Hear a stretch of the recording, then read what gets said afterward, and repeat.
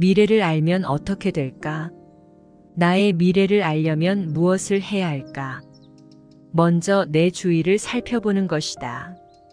내 주위 환경이 어떤지, 내 주위에는 어떤 사람들이 있는지, 나의 하루 일과는 어떤지, 하루하루 조금의 발전이 있는 삶을 살고 있는지를 눈을 감고 하루 루틴을 점검해 볼 필요가 있다.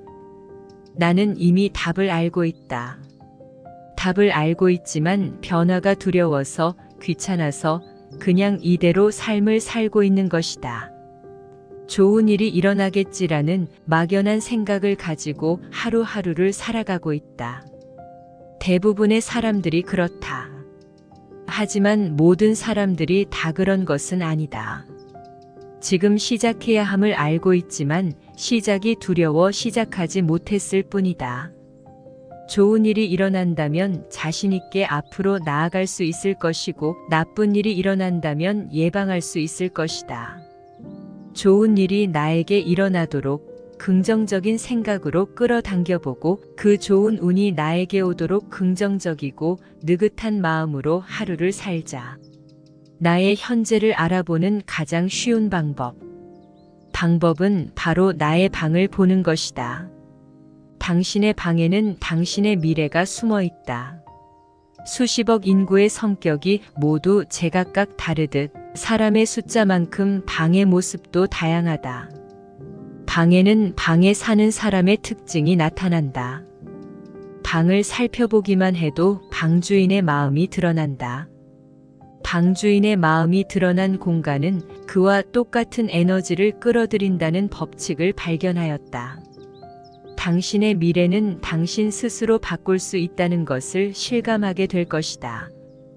방을 보면 미래가 보인다. 나는 앞으로 무슨 일이 일어날지를, 나의 미래는 물론 타인의 미래도 예측할 수 있다. 적중률이 90% 이상이어서 많은 사람이 놀라워한다. 그러나 사실 방법만 알면 누구나 쉽게 미래를 알 수 있다. 방법은 바로 방을 보는 것이다. 방을 보면 방에 사는 사람의 미래를 알 수 있다. 단독주택은 외관을 보는 것만으로도 집에 어떤 타입의 사람이 살며 그 사람에게 앞으로 어떤 미래가 기다리고 있을지를 알 수 있다. 불평불만, 깊은 의심, 분노, 질투, 빈곤 등 억제할 수 없는 욕망과 같은 부정적인 감정이 가득 찬 사람의 방은 물건이 많고 난잡하며 먼지가 쌓여 있고 더러웠다. 반대로 마음이 배려, 신뢰, 꿈과 희망, 그리고 겸허, 감사와 같은 긍정적인 감정으로 가득한 사람의 방은 청결하며 물건이 적고 구석구석까지 정돈이 잘 되어 있었다. 방에는 방에 사는 사람의 마음이 드러난다. 동시에 방주인의 마음이 반영된 방은 공간에 사는 사람에게 영향을 끼치는 에너지를 발산하게 된다. 이 에너지 작용을 공간자장이라고 부를 수 있다. 예를 들어 마음의 짜증, 초조, 질투, 불평불만이 가득한 부정적인 사람의 방은 어수선하고 더러우며 먼지로 가득하다. 부정적인 마음 상태가 그대로 방에 드러난 것이다. 이 공간은 마이너스 자장을 형성해서 동질의 마이너스 에너지를 끌어들이고 증폭시킨다. 그 결과로 점점 불행을 불러들이게 되는 것이다. 반대로 마음이 감사, 자애, 만족감 등으로 가득한 긍정적인 사람의 방은 깨끗하고 맑음, 플러스 자장이 형성되어 있어서 계속해서 좋은 것과 행복을 끌어당긴다. 이것을 유유상종의 법칙 혹은 끌어당김의 법칙이라고 한다. 같은 에너지끼리 서로 끌어당기는 것이다. 유유상종은 공간에도 적용된다. 인간관계도 마찬가지다. 그 사람이 어울리는 사람들을 보면 그 사람을 알 수 있는 거와 마찬가지다. 자식을 보면 부모를 가늠할 수 있는 것도 마찬가지이다. 방은 사람의 마음이 투영된 것이지만 방도 사람에게 영향을 준다. 사람의 마음이 방에 드러난다. 공간에는 힘이 있어서 같은 에너지를 끌어당긴다라는 법칙을 통해 그것은 방 청소를 통해 거주자가 자신의 인생을 바꿀 수 있다는 것이다. 누구나 바로 시행할 수 있는 환기, 버리기, 닫기, 정리정돈으로 인생을 호전시켜주는 플러스 자장이 흐르는 공간을 만들라고 제안한다. 성공 법칙, 방 청소는 곧 플러스 자장이다. 우리의 마음을 비우고 정리하는 것도 이와 마찬가지이다. 이 법칙으로 방을 보면 각 방에는 의미가 있다는 것을 알 수 있다. 그 이유는 방이란 사람의 생각과 목적에 따라서 행동을 투영하는 장소이기 때문이다. 공간은 사람이 목적을 갖고 행동함으로써 형성된 것이므로 각각의 장소에는 특정한 마음이 투영되게 되어 있다. 방에는 의미가 있다. 그래서 방을 보면 거주자의 문제와 고민의 원인을 알 수 있는 것이다.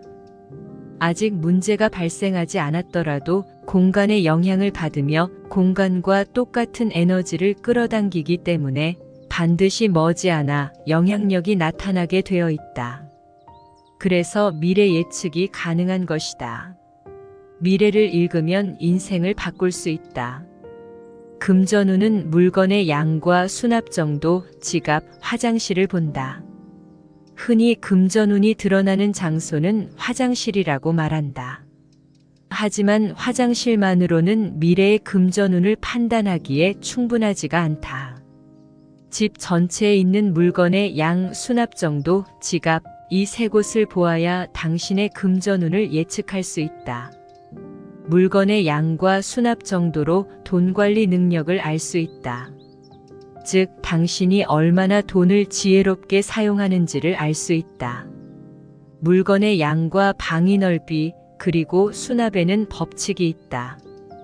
그것은 방에 비해 물건이 적은 공간은 수입을 상승시키지만 방에 비해 물건이 많은 공간은 만족스러운 그런 수입을 거둘 수가 없다는 것이다. 자신이 돈을 지불하고 살 수 있는 가구 혹은 구입할 수 있는 넓이의 집에서 물건이 넘쳐난다는 것은 수입보다 지출이 많다는 것이다. 또 물건이 넘친다는 것은 정리정돈이 불가능한 상태, 즉 관리를 제대로 못하고 있는 상태를 말한다. 한마디로 비이성적인 상태라고 하겠다. 비이성적이라는 것은 돈 관리를 제대로 못하고 있다는 뜻이다. 독일의 심리학자 캐서린 K 타깃도 수입과 바닥 면적은 비례한다고 말하였다. 수입이 높으면 높을수록 바닥면 면적이 넓어지고 적으면 적을수록 바닥 면적이 좁아진다는 것이다. 하지만 집이 넓어도 물건이 넘치면 바닥 면적이 좁아져 빈곤으로 나아가게 된다. 집이 좁아도 바닥 면적이 넓으면 풍요로 나아가게 되는 것이다. 참고로 드라마 촬영에 사용할 부잣집 세트장을 만들 때도 넓은 거실에 소파와 고급스러운 느낌의 가구를 설치할 뿐 그 밖에 물건은 세팅하지 않는다고 한다. 가난한 집을 만들 때는 반대라고 한다. 예를 들어 3평의 방에 공간을 많이 차지하는 전기 탁상, 난로를 설치하고 나머지 바닥 공간에는 닥치는 대로 물건을 까는 것이다. 책장에도 이런저런 물건을 잡다하게 우겨넣고 바닥을 물건으로 가득 메우면 가난한 사람의 집이 완성된다고 한다. 그리고 실제로도 그렇다. 그러므로 방위 넓이와 수납 공간을 고려해서 물건의 양을 결정하고 무엇이 필요하고 무엇이 필요하지 않은지의 관점으로 물건을 구매하면 점점 이성적이 되어 돈을 현명하게 사용하게 된다. 그러면 효율적인 돈 관리를 할 수 있다. 지갑을 보면 당신이 돈을 대하는 자세를 알 수 있다. 돈에 대한 애정도를 알 수 있다. 지갑은 돈을 넣는 공간이라서 돈에 대한 경건한 마음과 감사하는 마음이 지갑에 드러난다. 나는 지갑에 돈을 쓰는 건 허튼 짓이라고 생각하였다. 돈은 단순한 종이 조각이 아니다. 돈은 가치를 내포한 에너지이다. 부자가 될 가능성이 있는 사람일수록 돈이 없어 지갑에 돈을 쓰는 경우가 많다. 그런 사람은 돈에 감사한다. 소중하게 생각하기 때문에 지갑에 돈을 쓰고 깨끗하게 유지하는 것이다. 돈의 속성의 저자 김승호 스노우폭스 그룹 회장님도 돈을 인격체로 생각하라는 말도 그렇다. 돈도 돈을 인격체로 다루면 돈이 저절로 들어온다는 말이 있습니다. 우리가 길을 지나다 보면 10원짜리 동전이 떨어져 있으면 어떻게 하나요? 대부분 보통 사람들은 지나갑니다. 평소에 작은 돈을 함부로 하는 사람은 큰 돈을 다루지 못한다는 말이 있듯이 금액의 크고 작음에 관계없이 소중하게 다룬다면 돈도 돈을 소중하게 다루는 사람이구나. 이렇게 재물복이 따라오지 않을까 생각합니다. 돈도 사람처럼 감정과 사고와 의지를 지닌 인격체라 생각하고 받아들여 보는 것도 좋을 것 같습니다. 또 이미 부자인 사람의 지갑에는 불필요한 것이 들어있지 않다. 포인트 카드도 많이 들어있지 않다. 들어있다고 해도 이 가게에 포인트 카드만큼은 가지고 다녀야지 하는 식으로 핵심적인 몇 개만 들어있다. 영수증도 정기적으로 지갑에서 꺼내 정리한다. 앞에서 말한 물건의 양과 수납 정도와 일맥상통한다. 즉 돈을 제대로 관리하고 있다는 것이고 돈을 매니지먼트하고 있다는 뜻이다. 화장실을 보면 돈을 끌어당기는 체질인지 아닌지를 알 수 있다. 화장실은 배설하는 장소로 당연히 더럽기 때문에 누구나 청소하고 싶어 하지 않는다. 그러나 화장실 바닥을 닦다 보면 서서히 화장실이 있기 때문에 쾌적한 생활이 가능한 거야. 화장실이 없다면 얼마나 불편했을까. 모든 것이 화장실 덕분이야 라는 겸허한 마음이 들게 된다. 겸허와 감사 없이는 돈을 항상 끌어당기는 것은 불가능하다. 겸허는 덕분에라는 마음이다. 이 마음이 생길 때 당신은 크게 변화될 것이다. 예를 들어 회사라면 다른 직원들이 있기 때문에 내가 일을 꾸려갈 수 있는 것이고 손님이 있기 때문에 회사가 유지될 수 있다는 마음이다. 감사는 겸허에서 자연스럽게 나온다.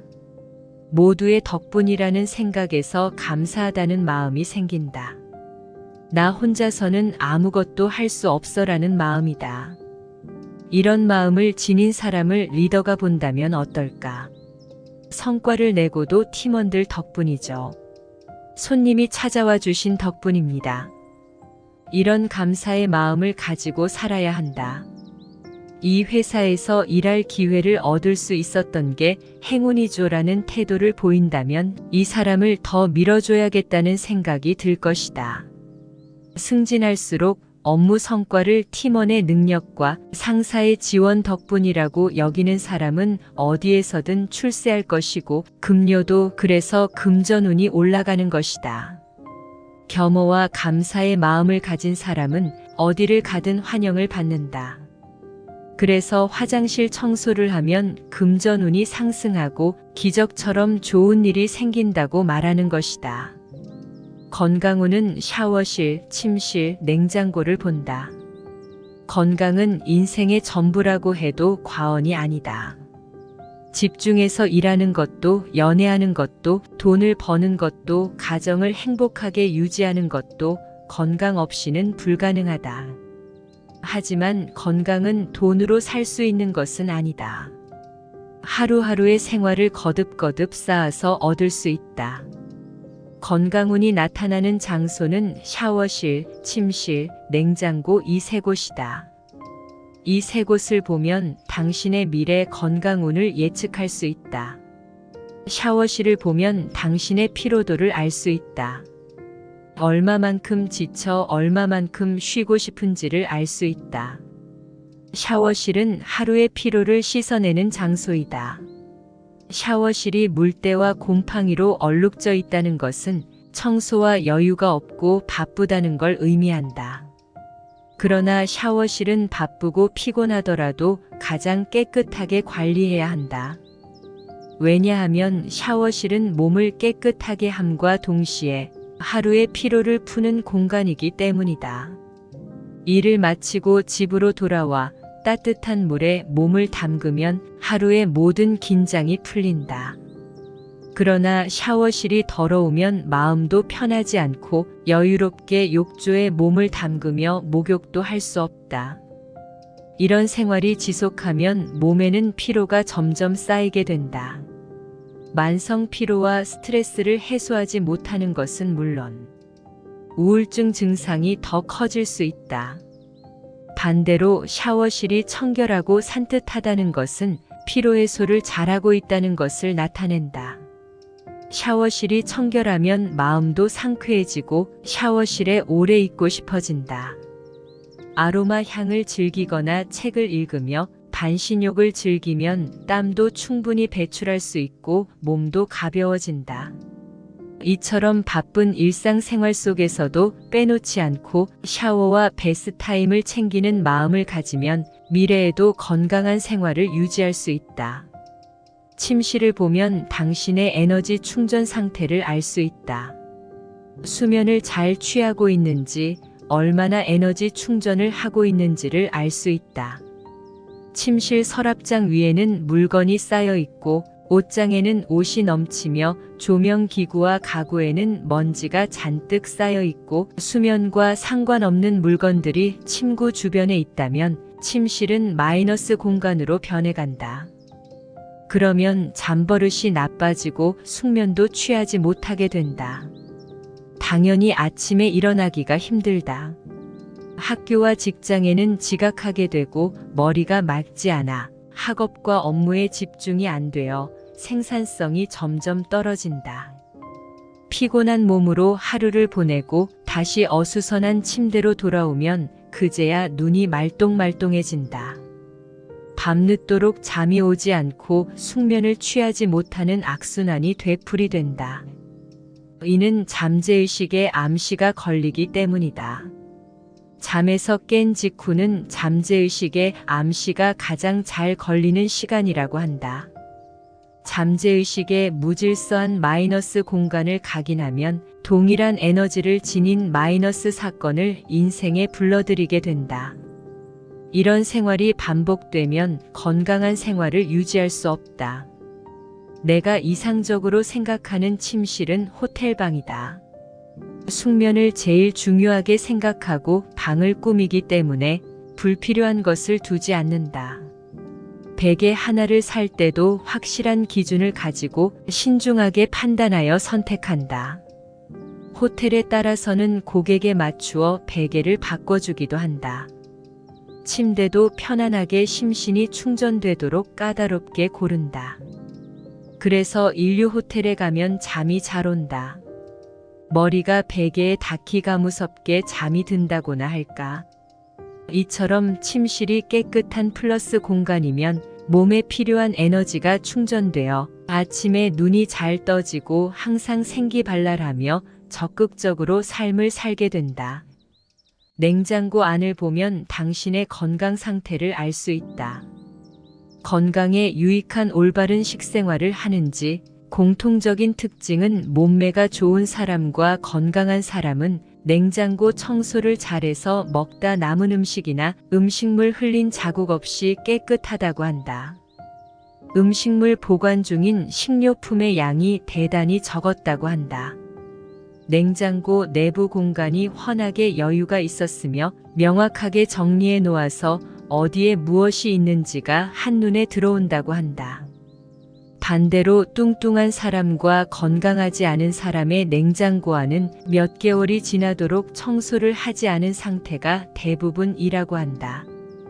바닥에 쏟아진 액체가 딱딱하게 굳어서 고체로 변해 있는 경우도 있고 또 식료품이 꽉 차 있었으며 썩은 음식과 유통기한이 지난 음식이 들어있었고 정리정돈도 안 되어 있었다고 한다. 이야기를 통해서도 알 수 있듯이 냉장고의 공간 레벨을 보면 식생활 조절 여부를 알 수 있다. 마이너스 레벨이면 건강을 생각하지 않는 식사를 하고 있다는 것이다. 즉 몸의 건강보다는 자기가 좋아하는 것만 먹고 있다는 것을 보여준다. 냉장고가 깨끗하고 플러스 레벨이면 식생활을 잘 조절하고 있으며 건강을 위한 균형 잡힌 식사를 하고 있다는 것을 알 수 있다. 그러므로 필요한 양만큼만 구매하게 되고 요리하여 버리지 않게 된다. 결과적으로 식비 전략으로도 이어진다. 식료품이 적음으로 흘리거나 음식이 묻으면 바로 알 수 있고 정기적으로 내부 청소를 하기도 쉽다. 이처럼 냉장고가 깨끗하다면 당신의 몸은 미래에도 질병에 지지 않을 건강한 신체를 갖게 될 것이다. 반면 냉장고가 더럽다면 당신의 몸은 영양 불균형으로 내장 비만이 촉진되어 성인병의 길을 걷게 될 것이다. 매일의 사소한 차이이지만 쌓이면 결과는 매우 큰 차이로 나타나게 될 것이다. 즉, 본인이 새로운 마음가짐으로 시작하고 싶다면 방 정리부터 하는 게 좋습니다. 매일 반복하는 행동을 좋게 고쳐보세요. 이 사소한 습관이 우리의 인생 50%를 차지하고 있을 겁니다. 사소하다 생각했던 우리 습관이 우리의 인생을 좌우하게 됩니다. 좀 더 긍정적인 방향으로 나와 내 주변을 바꿔보시길 바랍니다. 피곤한 몸을 이끌고 집에 들어왔을 때 내가 편안함을 느끼는 집, 그리고 그런 집에서 따뜻한 물에 샤워를 해서 온 피로를 씻어내리고 건강한 식재료로 건강한 음식으로 나를 채우고 나의 피로를 다 날려버릴 수 있는 내 침대에서 잠을 청하면 만족한 하루 일과가 아닐까 합니다. 조금만 변화를 줘보세요. 당신의 미래는 지금 당신이 있는 곳에 있습니다.